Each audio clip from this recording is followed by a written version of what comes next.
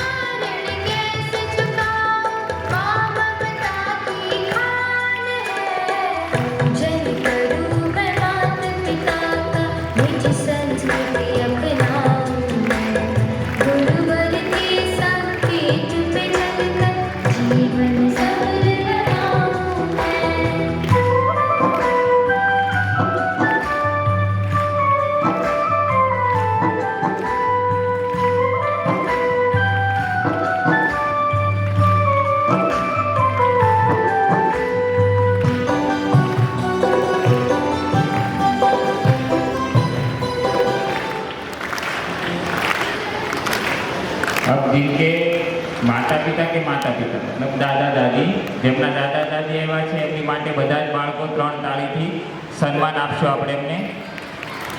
3 ताली का सम्मान देंगे सब बच्चे।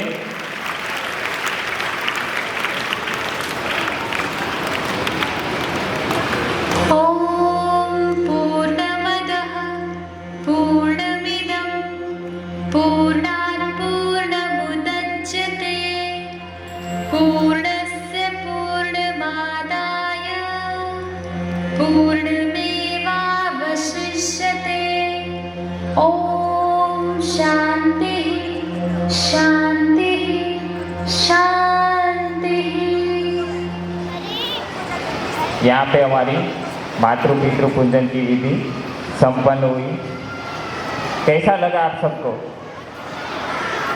आवाज नहीं आ रही है, कैसा लगा? तो यहाँ से एक संकल्प लेंगे। सबको अच्छा लगा ना? हाथ ऊपर करिए सब। अपना हाथ है वो अपने सर के ऊपर ऐसे रख देंगे। यहाँ से जो संकल्प बोला जाएगा वो हम साथ में दोहराएंगे। मैं अपने माता पिता सब साथ में गुरुजनों का आदर करूंगा। वह गुरुजनों का आदर करूंगा। मेरे जीवन को महानता के रास्ते ले जाने वाली उनकी आज्ञाओं का पालन करना मेरा कर्तव्य है। और मैं उसे अवश्य पूरा करूंगा। नीचे रख दीजिए। अब सब लोग जैसे पहले बैठे थे स्टेज की तरफ, श्रीनिवास सर,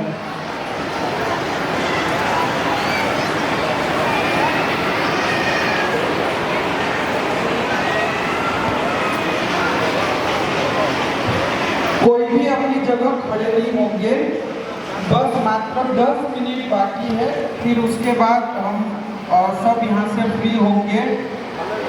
आप में से यदि कोई 2 मिनट कुछ कहना चाहता हो तो मेरी उनसे प्रार्थना है, स्टेज पर आके कोई भी 2 मिनट अपना प्रतिभाव मातृ पितृ पूजन के बारे में अवश्य कहे। कोई भी मम्मी पापा, माता पिता, अभिभावकों में से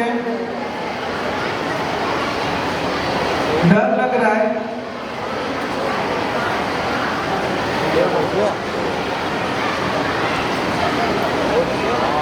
આપણે સૌએ માતા પિતાનું પૂજન તો કરી લીધું।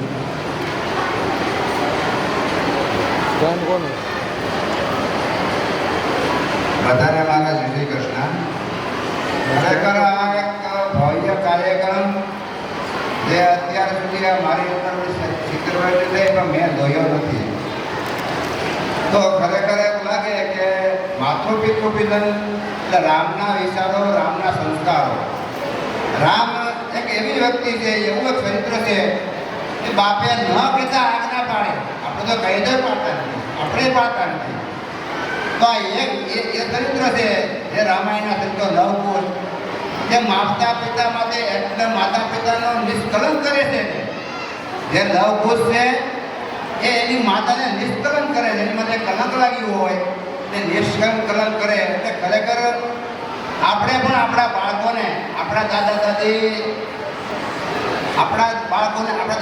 મિલાડતી પણ આપણા બાળકોને પેરેન્ટ્સને એક નિવેદન છે કે કોઈએ જવાનું નથી, હજુ કાર્યક્રમ અધૂરો છે. માતા પિતાના પૂજનમાં પણ હજુ 2 વસ્તુ બાકી છે.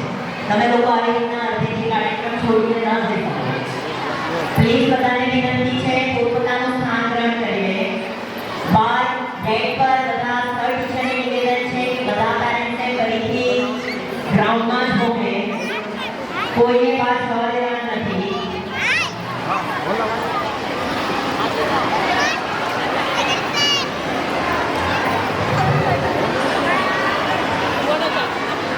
सब लोग अपनी अपनी जगह पर बैठ जाएंगे और बेस्ट पेरेंट्स और बेस्ट स्टूडेंट का अवार्ड जीतने के लिए मिलने वाला है, वो भी पेरेंट्स यहाँ से नहीं जाएंगे क्योंकि उनको अवार्ड मिलना है तो स्टेज पर आना है.